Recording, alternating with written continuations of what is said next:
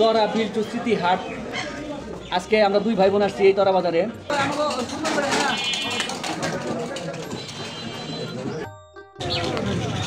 আরে রুটি উঠালে তুমি আমার ছবি উঠাবো, খালি রুটি ছবি উঠাও। খেলা পরে খালি এই সদাই উঠাইলো, দোকানদারের ছবি উঠাই না কোনো সময়। দোকানদার উঠাই না, সব দোকানদার তো আবার ভিডিও করতে দেয় না। এটা কিন্তু আমাদের সেই মানে 90 দশকের ভাই।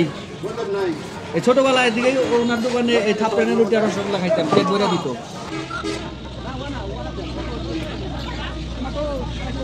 মানিকগঞ্জের তরা বিল্টু স্মৃতি হাটে আজকে আমরা দুই ভাই বোন হাট করব। সপ্তাহে 2 দিন হাটবার, শনিবার এবং মঙ্গলবার। সকাল থেকেই শুরু হয় হাটে মানুষের সমাগম এবং বেচাকেনা।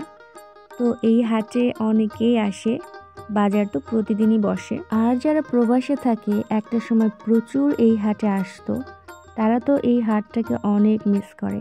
হাটবারে মূলত সব ধরনের জিনিসপত্রই পাওয়া যায়। প্রচুর পরিমাণে শাকসবজি উঠেছিল এবং প্রত্যেকটা শাকসবজির দাম কিন্তু হাতের নাগালের মধ্যে ছিল। অরিজিনাল গাছ পাকা টমেটো কত টাকা কেজি? 50 টাকা। অনেকের মুখেই শুনি হাট নাকি আগের মতো জমজমাট হয় না, কিন্তু তারপরেও এই ঐতিহ্যবাহী হাট যে এখনো বসে, এখনো গ্রাম বাংলার মানুষজন হাট করতে যায়। কত করে? 20 টাকা। 20 টাকা। সুন্দর করে সাজিয়ে দেন।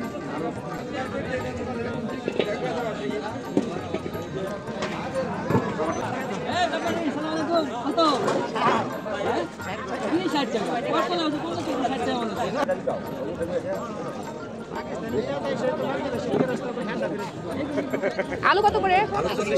40 টাকা।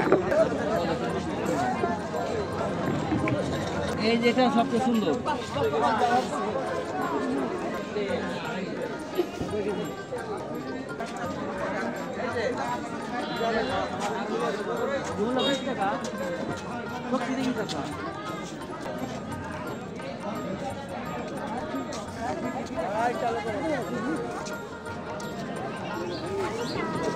সিম কত করে?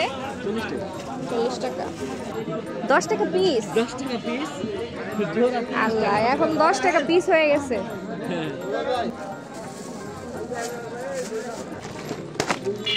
তরা হাটে এসে হাট বাজার করতে করতে হঠাৎ করে নানার সাথে দেখা হয়ে গেল, আর নানা খাওয়ালো এই মচমচে বাদাম ভর্তি চানা। এই হচ্ছে আমার বিলা নানা। সবাই নানার জন্য দোয়া করবেন, নানা যেন নানিকে নিয়ে খুব ভালো থাকে। আদা কত? 100 টাকা কেজি?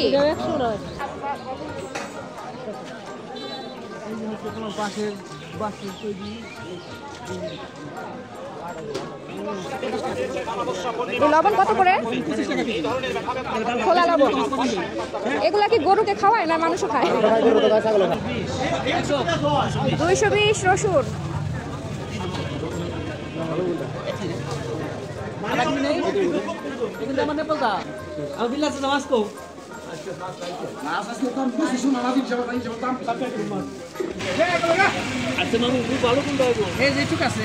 এটা ভালো? এটা কত করে কেজি? 260। কি তো দেখা যাইতেছে।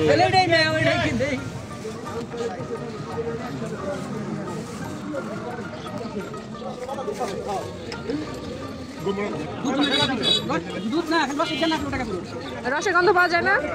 হালকা হালকা লাইট।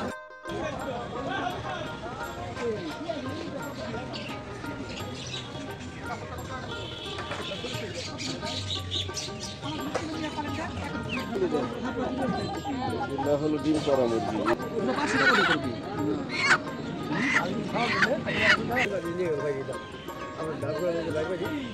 তরা বিল্টু স্মৃতি হাটের অনেকেরই পরিচিত দোকান এটি, আদি ফালানকড়ি মিষ্টান্ন ভান্ডার।